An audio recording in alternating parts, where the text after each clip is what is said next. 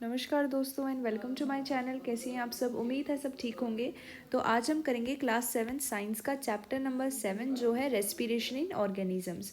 इसको मैं बहुत ही अच्छे से आपको समझा चुकी हूँ इससे पहले वाली वीडियो में। अगर आपको वो वीडियो देखनी है तो चैनल पे प्लेलिस्ट में जाके देख लेना, या फिर ऊपर आई बटन पे मैं यहाँ पे लिंक प्रोवाइड कर दूँगी, ठीक है। तो आज हम देखेंगे NCERT exercise of chapter number 7 जो है रेस्पिरेशन इन ऑर्गेनिज्म। तो बिना किसी देरी के इसको स्टार्ट करते हैं। तो हमारा फर्स्ट क्वेश्चन देखो। फर्स्ट क्वेश्चन में बोला है why does an athlete breathe faster and deeper than usual after finishing the race. इसमें बोला है जो एथलीट होता है जब वो अपनी रेस को ख़त्म करता है तो वो नॉर्मल सांस लेने की बजाय बहुत ही जल्दी जल्दी सांस और गहरी सांसें क्यों लेता है।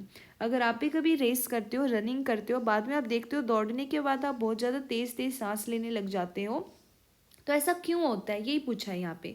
तो होता क्या है कि जब हम दौड़ते हैं, रनिंग करते हैं, तो हम क्या करते हैं, वहाँ पे जो हमारी बॉडी होती है, जितनी ऑक्सीजन पहले से उसके अंदर होती है ना, तो वो जो होती है कम पड़ जाती है एनर्जी को प्रोड्यूस करने के लिए। अब एनर्जी तो चाहिए बॉडी को, तो वहाँ पे अनएरोबिक रेस्पिरेशन होने लग जाता है, जिसके बारे में हमने पहले पढ़ा था। तो वो जो अनएरोबिक रेस्पिरेशन है, जब वो वापस से नॉर्मल होने लग जाता है, जब हम रेस ख़त्म कर देते हैं, तो हमारी बॉडी को ऑक्सीजन चाहिए होती है ज़्यादा, ताकि एनर्जी हमारी बॉडी को मिल सके सफिशिएंट। तो ज़्यादा एनर्जी प्रोड्यूस करने के लिए, ताकि हम ज़्यादा ऑक्सीजन हमारी बॉडी के अंदर ले पाएँ, इनहेल कर पाएँ, इसी वजह से आफ्टर द फिनिशिंग रेस हम क्या करते हैं, ज़्यादा जल्दी और ज़्यादा गहरी सांसें लेने लग जाते हैं, जैसा कि एक एथलीट करेगा आफ्टर फिनिशिंग द रेस, ठीक है। तो यही चीज़ हम अपने आंसर में बताएंगे। An athlete breathe faster and deeper than usual after finishing the race due to increase demand of oxygen by body to produce energy. यही हमने बताया कि जो एथलीट होता है वो ज़्यादा जल्दी और ज़्यादा गहरी सांसें यूजुअल तरीके से ना लेते हुए ज़्यादा गहरी और डीपर सांसें इसीलिए लेता है रेस को फिनिश करने के बाद, क्योंकि उसकी बॉडी में ऑक्सीजन की डिमांड बढ़ जाती है, ताकि ज़्यादा एनर्जी बनाई जा सके, इसीलिए वो गहरी और जल्दी सांसें लेता है, ठीक है। ऐसे आप इसको लिख देना। अब सेकंड क्वेश्चन में देखते हैं क्या बोला है। List the similarities and difference. यहाँ पे अगर डिफरेंसेस, एक मिनट हम इसको ठीक कर लेते हैं। यहाँ पे हमें बोला है कि list the similarities and differences between aerobic and anaerobic respiration, कि एरोबिक और अनएरोबिक रेस्पिरेशन के बीच में क्या क्या सिमिलैरिटीज़, एक जैसी चीज़ें हैं उन्हें भी बताना है, और जो डिफरेंसेस हैं यानी दोनों के बीच में अलग अलग क्या चीज़ें हैं वो भी हमें बताना है। तो इसका आंसर देखो कैसे लिखोगे। सबसे पहले आप लिख देना following are the similarities between aerobic and anaerobic respiration, की जो नीचे हमने सिमिलैरिटीज़ बता रखी हैं वो किसके बीच में बताई हुई है, एरोबिक और अनएरोबिक के बीच में। तो सिमिलैरिटीज़ यानी एक जैसी चीज़ें बतानी है, तो ये ऑलरेडी वैसे डिस्कस कर चुके हैं। अब आंसर के फॉर्म में कैसे लिखना है, कैसे पेपर में लिख के आओगे, वो मैं यहाँ पे आपको बता देती हूँ, ठीक है। तो पहला पॉइंट लिख देना, in both respiration food is broken down to release energy. दोनों ही रेस्पिरेशन में जो फूड होता है, वैसे हम इसको ग्लूकोज भी लिख सकते हैं, तो आप इसको ग्लूकोज भी लिख सकते हो, कि जो दोनों रेस्पिरेशन है उसमें ग्लूकोज या फिर जो फूड होता है उसे हम छोटे छोटे टुकड़ों में ब्रोक डाउन करते हैं, यानी तोड़ते हैं, ताकि एनर्जी रिलीज हो सके। दूसरी सिमिलैरिटीज इनके बीच में ये है कि दोनों के अंदर ही क्या होते हैं, बाई प्रोडक्ट यहाँ पे फॉर्म होते हैं। होते वो अलग अलग हैं लेकिन होते ज़रूर हैं दोनों के अंदर। तो ये सिमिलैरिटीज़ हो गई हैं कि दोनों ही क्या करती हैं, बाई प्रोडक्ट को प्रोड्यूस करती हैं, यानी जब ये प्रोसेस होता है तो कुछ और चीज़ें बनती हैं, यहाँ पे उन्हीं को हम बाई प्रोडक्ट कहते हैं। तो फर्स्ट में ये देख लिया, फूड को ब्रोकन डाउन करते हैं दोनों में ही। सेकंड ये है, दोनों में बाई प्रोडक्ट यहाँ पे रिलीज होते हैं। थर्ड यहाँ पे सिमिलैरिटीज़ ये है कि दोनों ही कहाँ पे होते हैं, सेल के अंदर होते हैं, इनसाइड द सेल होते हैं, ठीक है। ये तीन सिमिलैरिटीज़ अब अपने पेपर में लिख देना। इसके बाद हमसे पूछा था डिफरेंसेस क्या है, तो अब हम लिख देंगे following are the differences between aerobic and anaerobic respiration. तो ये हम टेबल सा बना लेंगे, और फिर यहाँ पे हम एक साइड एरोबिक और एक साइड क्या करेंगे, अनएरोबिक जो रेस्पिरेशन है उनके बीच में डिफरेंस बता देंगे। जब मैंने आपको एरोबिक पढ़ाया था और अनएरोबिक पढ़ाया था, मैंने कहा था कि जैसे यहाँ पे आपको दिखाई दे रहा है AER, तो एरोबिक में कहीं ना कहीं एयर से छुपा हुआ एक शब्द आप देख सकते हैं, कि जो एयर होता है यानी ऑक्सीजन जब होती है हमारे पास, तब हम बोलते हैं कि एरोबिक रेस्पिरेशन हो रहा है। लेकिन जब हमारे पास एयर यानी ऑक्सीजन नहीं होती है, तो उस समय जो रेस्पिरेशन होता है उसको हम अनएरोबिक रेस्पिरेशन बोलते हैं। तो यही यहाँ पे सबसे पहली डिसिमिलैरिटी आएगी कि एरोबिक में क्या होता है, ब्रेक डाउन होता है फूड, ब्रेक डाउन दोनों में होता है, लेकिन एरोबिक में क्या होता है, ऑक्सीजन के यूज से होता है, with the use of oxygen, यानी ऑक्सीजन की मदद से, in the presence of oxygen जो ब्रेक डाउन होता है फूड का, वो हमारा कहलाता है एरोबिक रेस्पिरेशन। और हमारी अनएरोबिक रेस्पिरेशन में क्या होगा, break down of food without use of oxygen, यानी यहाँ पे एयर नहीं होती, ऑक्सीजन कम पड़ जाती है एनर्जी प्रोड्यूस करने के लिए, तब अनएरोबिक रेस्पिरेशन होता है। सेकेंड पॉइंट ये है कि एरोबिक रेस्पिरेशन में जब हम ऑक्सीजन की हेल्प लेते हैं तो जो एनर्जी होती है वो हाई अमाउंट में प्रोड्यूस होती है। तो सेकेंड पॉइंट हम लिख देंगे, एरोबिक में energy is produce in high amount, लेकिन जो एनर्जी होती है वो लेस अमाउंट में प्रोड्यूस होती है जब एनारोबिक रेस्पिरेशन की बात करते हैं। जब हम ऑक्सीजन की यूज़ करते हैं जो प्रोसेस होता है रेस्पिरेशन का वो स्लो होता है, तो हम ये थर्ड पॉइंट लिख देंगे, और जो अनएरोबिक रेस्पिरेशन होता है वो फास्ट प्रोसेस होता है। ठीक है। फोर्थ पॉइंट, जैसे मैंने आपको बताया था, सिमिलैरिटीज़ में दोनों बाई प्रोडक्ट फॉर्म करते हैं लेकिन अलग अलग करते हैं, तो यही चीज़ आप लिख दोगे यहाँ पे, किसके अंदर लिखोगे, बाई प्रोडक्ट में लिखोगे कि जब एरोबिक होता है तो बाई प्रोडक्ट बनते हैं कार्बन डाइऑक्साइड, वाटर और एनर्जी। ठीक है। लेकिन जब बात करते हैं हम यहाँ पे अनएरोबिक की, तो इसमें बाई प्रोडक्ट बनते हैं कार्बन डाइऑक्साइड, एनर्जी तो बनेगा, लेकिन यहाँ पे वाटर की जगह क्या बनता है, अल्कोहल बनता है। वाटर तो तब बनेगा ना जब ऑक्सीजन होगी, ठीक है, लेकिन जब ऑक्सीजन नहीं है तो क्या बनेगी, जब ऑक्सीजन नहीं है तो अल्कोहल बन जाएगी। ठीक है। तो ये डिसिमिलैरिटीज आप बता सकते हो। अब थर्ड यहाँ पे देखते हैं क्वेश्चन में क्या बोल रखा है। थर्ड क्वेश्चन में बोला है, why do we often sneeze when we inhale a lot of dust laden air. हम अक्सर क्यों छींकते हैं जब हम बहुत सारी ऐसी हवा को इनहेल कर लेते हैं जिसमें बहुत सारी डस्ट है, गंदगी है। स्नीज का मतलब होता है छींकना। तो ऐसा क्यों होता है, हमसे यही क्वेश्चन में पूछा गया है, वाई। ऐसा क्यों होता है कि जब बहुत खराब एयर आप सांस ले लेते हो, ऐसी एयर को इनहेल कर लेते हो जिसमें बहुत सारा डस्ट पार्टिकल है, तो आपको छींक क्यों आती है। तो होता क्या है कि जब आप सांस लेते हो, नाक के जरिए जो नेसल कैविटी होती है वहाँ पे डस्ट पार्टिकल चले जाते हैं और उसकी जो लाइनिंग होती है उसको इरिटेट करते हैं। अगर आपकी बॉडी को कोई चीज़ परेशान करेगी तो आपकी बॉडी तो उसको बाहर निकालने के लिए कोशिश करेगी, तो उसी कोशिश को एक्सेल करते हुए, यानी उस खराब एयर के अंदर जो डस्ट पार्टिकल हैं, फॉरेन पार्टिकल हैं जो हमारी बॉडी के नहीं है, बाहर से आए हैं, उनको हमारी बॉडी से बाहर निकालने के लिए, एक्सेल करने के लिए हमें छींक आ जाती है। ठीक है। ताकि ये डस्ट पार्टिकल हमारी नोज से नेसल कैविटी में ना जाए और इरिटेट ना करें उसे, इसीलिए हमारी नाक के अंदर हेयर्स भी होते हैं, यही रीज़न होता है नोज हेयर्स का। ठीक है। तो हम आंसर कैसे लिखेंगे, we often sneeze when we inhale a lot of dust laden air because these particles irritate the lining of nasal cavity and to expel out these foreign particles we sneeze. हम लिखेंगे कि अक्सर हम छींकते हैं जब हम बहुत सारी डस्ट वाली एयर को इनहेल कर लेते हैं, क्योंकि ये पार्टिकल्स इरिटेट करते हैं नेसल कैविटी की लाइनिंग को, और इन्हीं फॉरेन पार्टिकल्स को हमारी बॉडी से एक्सपेल करने के लिए, बाहर निकालने के लिए हमें छींक आ जाती है। ठीक है। ये आंसर लिख दोगे आप। अब नेक्स्ट फोर्थ क्वेश्चन देखते हैं। फोर्थ क्वेश्चन में बोला है, टेक 3 टेस्ट ट्यूब। आपको 3 टेस्ट ट्यूब लेनी है और 3/4 हर एक जो टेस्ट ट्यूब है उसको पानी से भर देना है। भर दिया आपने, फिर लेबल कर देना है ABC। पहली टेस्ट ट्यूब का नाम A, सेकंड का B, थर्ड का C। ठीक है। Keep a snail in test tube A। First वाली जो A टेस्ट ट्यूब है उसमें स्नेल रखोगे, यानी वो जो एनिमल होता है ना स्नेल, वो रखोगे, और वाटर प्लांट रखोगे टेस्ट ट्यूब B के अंदर। B टेस्ट ट्यूब में ऐसा प्लांट रखोगे जो वाटर प्लांट है, यानी पानी के अंदर ऑक्सीजन छोड़ता रहता है। ठीक है। और C के अंदर क्या रखोगे, keep snail and plant both. दोनों को रख दोगे, प्लांट भी रहेगा, स्नेल भी रहेगा। अब आपसे क्वेश्चन पूछा है, which test tube would have highest concentration of CO2 यानी कार्बन डाइऑक्साइड।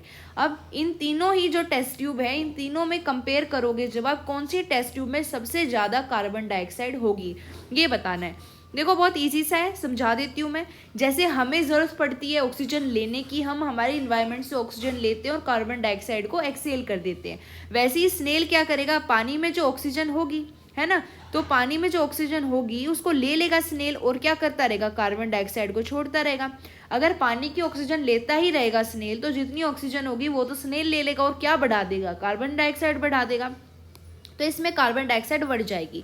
लेकिन जब वाटर प्लांट होगा, पानी में भी ऑक्सीजन है और वाटर प्लांट भी क्या करेगा, ऑक्सीजन को रिलीज करेगा, तो इस वाली जो टेस्ट ट्यूब है इसमें ऑक्सीजन की मात्रा बढ़ जाएगी। लेकिन C टेस्ट ट्यूब में क्या होगा, देखो पहले से ऑक्सीजन था, प्लांट भी क्या करेगा, ऑक्सीजन छोड़ेगा, और जो स्नेल है ये ऑक्सीजन को लेता रहेगा। ठीक है। ऑक्सीजन को लेता रहेगा और क्या छोड़ेगा, ये कार्बन डाइऑक्साइड। तो एक तरीके से बैलेंस हो जाएगा, ऑक्सीजन भी होगी और यहाँ पे कार्बन डाइऑक्साइड भी होगी, तो यहाँ पे दोनों का कॉन्सेंट्रेशन इक्वल हो जाएगा कहीं ना कहीं। और क्वेश्चन में हमसे पूछा था कि किस में सबसे ज़्यादा कार्बन डाइऑक्साइड मिलेगी, तो टेस्ट ट्यूब A में हमने देखा कि जो स्नेल है वो कार्बन डाइऑक्साइड छोड़ता रहेगा और कार्बन डाइऑक्साइड का कॉन्सेंट्रेशन हाई कर देगा।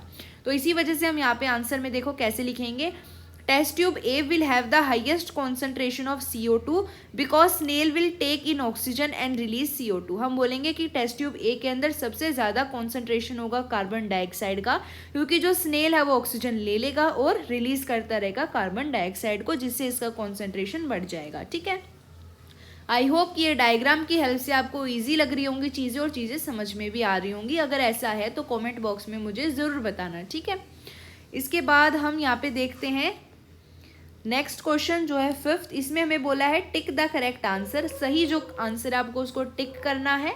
तो हम फर्स्ट यहाँ पे देखते हैं, एक हमारा जो पार्ट है इसमें बोला है in cockroaches air enter the body through. जो कॉकरोच होती हैं उनकी बॉडी के अंदर हवा कहाँ से आती है, यानी उनकी बॉडी में कैसे एंटर करती है, क्या लंग से, गिल से, स्पायरिकल से या स्किन से। तो इसका करेक्ट ऑप्शन हो जाएगा स्पायरिकल्स। ये चीज़ मैंने आपको डिटेल में पढ़ाई थी डायग्राम के साथ, कॉकरोच के डायग्राम के साथ। हर एक एनिमल का लगभग मैंने आपको डायग्राम दिखाया भी था और कहाँ से कैसी चीज़ें होती हैं वो समझाई भी थी। वो वीडियो देखनी है तो ऊपर आई बटन को क्लिक करके देख लेना, बहुत ही ज़्यादा आपके लिए यूजफुल वो वीडियो है। ठीक है, अब बी यहाँ पे देखते हैं बी पार्ट। इसमें बोला है during heavy exercise we get cramps in the legs due to accumulation of. Accumulation का मतलब होता है इकट्ठा होना, यानी कि जब आप बहुत ज़्यादा हैवी एक्सरसाइज, बहुत ज़्यादा एक्सरसाइज कर लेते हो तो आपके पैरों में दर्द होने लगता है, क्रैम्प्स आ जाते हैं। किस वजह से, यानी क्या इकट्ठा हो जाता है वहाँ पे कि क्रैम्प्स आने लगते हैं, क्या कार्बन डाइऑक्साइड, क्या अल्कोहल, क्या लैक्टिक एसिड या वाटर। तो इसका करेक्ट ऑप्शन हो जाएगा सेकंड जो है लैक्टिक एसिड। हमारी बॉडी में जब लैक्टिक एसिड इकट्ठा हो जाता है, क्योंकि अनएरोबिक रेस्पिरेशन हुआ होता है, तो उसकी वजह से हमारी पैरों में दर्द होता है, क्रैम्प्स आने लगते हैं। ठीक है, इसके बाद सी ऑप्शन देखते हैं। इसमें बोला है normal range of breathing rate पर minute in an average adult person is at rest is.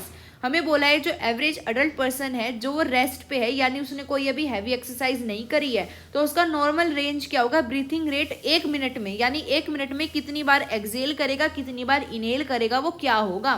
तो इसका करेक्ट ऑप्शन हो जाएगा 15 to 18 टाइम। जो नॉर्मल एवरेज अडल्ट पर्सन होगा वो 15 से लेकर 18 बार 1 मिनट के अंदर सांस को लेगा और छोड़ेगा। ठीक है, डी इसका लास्ट पार्ट दे रखा है ड्यूरिंग एक्सेलेशन, यानी सांस को छोड़ते टाइम, यानी कि ऑक्सीजन जो है अब की बार हमने यहाँ रिलीज नहीं करनी है। क्या रिलीज करोगे, कार्बन डाइऑक्साइड करोगे, क्योंकि एक्सेलेशन के टाइम हम क्या करते हैं, एक्सेल करते हैं कार्बन डाइऑक्साइड को, इनहेल करते हैं ऑक्सीजन को। तो जो रिब्स होते हैं, रिब्स की जो हड्डियां होती है हमारी, जो प्रोटेक्ट करती है लंग्स और हार्ट को, उनका जो मूवमेंट होता है वो कैसा होता है, वो नीचे की तरफ मूव होती है। तो इसका सही ऑप्शन हो जाएगा मूव डाउनवर्ड। तो यहाँ पे मैंने 2 बार ये ऑप्शन लिख रखे हैं, आप देखना यहाँ पे कि आपकी बुक में कौन सा ऑप्शन दे रखा है, मूव डाउनवर्ड, वो आपका करेक्ट ऑप्शन हो जाएगा। ठीक है, अब 6th क्वेश्चन में हमें बोल रखा है match the items in column first and those in column second. 2 column दे रखे हैं, दोनों आइटम्स को मैच करना है जो करेक्ट ऑप्शन है उनसे। तो यीस्ट दे रखा है, डायफ्राम दे रखा है, स्किन दे रखी है, लीव्स दे रखी हैं, फिश दे रखी है, फ्रॉग दे रखा है। यहाँ दे रखा है earthworm, gills, alcohol, chest cavity, stomata, lungs and skin और ट्रैकिया। तो अगर आप दोनों को पढ़ते हो आप देखोगे बहुत सारी चीज़ें कॉमन है, जैसे जो हमारा यीस्ट है इससे हमने देखा है कि अल्कोहल बनती है। ठीक है, डायफ्राम क्या होता है, डायफ्राम हमारी चेस्ट कैविटी होती है। स्किन क्या होती है, देखो हम यहाँ पे अपनी स्किन का तो कोई ऑप्शन मिल नहीं रहा, लेकिन अर्थवर्म ऑप्शन है, हमने देखा था जो अर्थवर्म होता है वो अपनी स्किन से एयर को एक्सेल और इनहेल करता है। और लीव्स क्या होती हैं, यानी जो पत्तियां होती हैं उनके अंदर क्या होता है, स्टोमेटा होता है, उनका रेस्पिरेशन किससे होता है, स्टोमेटा से होता है, तो यहाँ मैच कर देंगे। फिश के अंदर गिल होते हैं और फ्रॉग के अंदर क्या होती है, लंग्स भी होती है और स्किन से भी वो क्या करता है, रेस्पिरेशन करता है। तो इस तरीके से दोनों कॉलम, कॉलम नंबर फर्स्ट और कॉलम नंबर सेकंड के आइटम्स को हमने करेक्टली मैच कर दिया है। ठीक है, आगे चलते हैं। अब लास्ट यहाँ पे ये मैंने आपको लिख के दे रखा है क्वेश्चन नंबर 7th। तो इसके अंदर देखो आपको mark T if the statement is true and false if the statement is false. ठीक है, आपको क्या करना है, यहाँ पे आपको टी लिखना है अगर जो हमारी स्टेटमेंट है वो ट्रू है, और अगर आपकी जो स्टेटमेंट है फॉल्स है तो आप वहाँ पे एफ लिखोगे। तो फर्स्ट जो फ्लावर है वो फर्स्ट पॉइंट है, उसमें दे रखा है during heavy exercise the breathing rate of a person slows down. क्या हैवी एक्सरसाइज यानी ज़्यादा एक्सरसाइज करने के बाद ब्रीथिंग रेट किसी भी पर्सन का, ब्रीथिंग जो रेट होता है 1 मिनट में कितनी सांस ले रहा है वो कम हो जाता है। तो ये बिल्कुल गलत है, तो हम फॉल्स लिख देंगे, एफ लिख देंगे, क्योंकि हैवी एक्सरसाइज करने के बाद ब्रीथिंग रेट बढ़ जाता है। ठीक है, इसके बाद सेकंड ऑप्शन में हमारे पास है plants carry out photosynthesis only during the day and respiration only at night. ये भी फॉल्स है, क्योंकि ज़रूरी नहीं है कि हर एक जो पौधा है या हर एक जो हमारे पास प्लांट है वो सिर्फ फोटोसिंथेसिस दिन के टाइम करेगा और रात के टाइम नहीं करेगा, वो प्रोसेस स्लो हो जाता है लेकिन खत्म या रुकता नहीं है, ठीक है। अब नेक्स्ट पार्ट में दे रखा है frogs breathe through their skin as well as their lungs. अभी मैच किया था कॉलम, वहाँ भी पढ़ा था कि जो मेंढक यानी फ्रॉग होता है वो अपनी स्किन से और अपनी लंग से दोनों से ही रेस्पिरेशन कर सकता है, सांस ले सकता है, तो ये बिल्कुल सही है, तो ट्रू लिख देंगे, तो टी लिख देंगे, ठीक है। नेक्स्ट पार्ट में दे रखा है the fishes have lungs for respiration, तो ये फॉल्स है क्योंकि फिशेज के पास क्या होते हैं, हमने काफी बार पढ़ा है, फिशेज के पास गिल्स होते हैं, ठीक है। नेक्स्ट पार्ट दे रखे है the size of chest cavity in, कहाँ पे ये, the size of chest cavity increases during inhalation, यानी कि सांस लेते टाइम जो चेस्ट कैविटी यानी डायफ्राम होता है वो इंक्रीज हो जाता है, उसका साइज बड़ा हो जाता है, तो ये सही है बिल्कुल, तो हम टी लिख देंगे, ट्रू लिख देंगे। तो यहाँ पे कंप्लीट होते हैं हमारे सारे के सारे क्वेश्चन। इसके बाद आपके लिए गेम है क्वेश्चन नंबर 8 में, वो आप खुद ट्राई करेंगे, नहीं होगा तो कमेंट में मुझे जरूर बता सकते हैं। So thank you for watching. तो आज हमने यहाँ पे कंप्लीट कर ली है 7 चैप्टर की एनसीईआरटी एक्सरसाइज। आई होप आपको समझ आई होगी। Thank you for watching.